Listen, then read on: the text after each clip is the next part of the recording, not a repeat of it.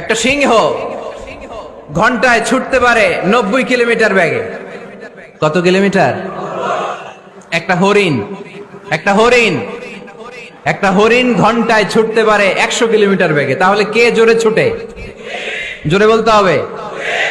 সিংহ কত কিলোমিটার? হরিণ। তারপরেও হরিণটা 100 কিলোমিটার বেগে ছোটার পরেও সিংহটার কাছে সে ধরা পড়ে যায়। এর কারণ সিংহ যখন ধরার জন্য ছোটে সে শুধু সামনে তাকায়, সে পিছনে তাকায় না। আর হরিণ 100 কিলোমিটার বেগে ছোটার পরেও সে ধরা খেয়ে যাবার ভয়ে বারবার পেছনে তাকায়। আর পিছনে তাকার কারণে ওর গতিটা স্লো হয়ে যায় আর সিংহের হাতে বধ হয়ে যায়। পিছনে তাকাবার সময় আমাদের নাই, চিল্লায় বলো ঠিক কিনা? আমরা অহংকার শিখি নাই, আমরা হিংসা শিখি নাই, আমাদের বুকে আছে বুক ভরা ভালোবাসা।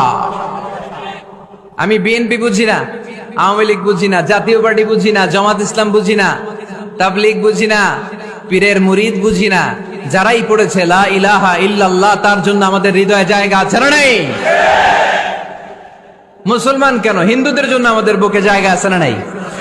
হিন্দু ভাই যদি বলে আমি পড়বো আশহাদু আল্লা ইলাহা ইল্লাল্লাহ ওয়া আশহাদু আন্না মুহাম্মাদ রাসূলুল্লাহ, তার জন্য আমাদের দরজা খোলা আছে না নাই? This is the beauty of ইসলাম।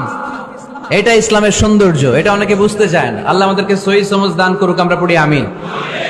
হিংসা, বিদ্বেষ, অন্যের পিছু লেগে থাকা, গীবত করা, অন্যকে গালিগালাজ করা, অন্যকে কাফের মুশরিক বলে ফতুয়া দিয়ে এই পবিত্র মঞ্চগুলোকে নষ্ট হওয়া থেকে যেন আমরা বিরত থাকতে পারি।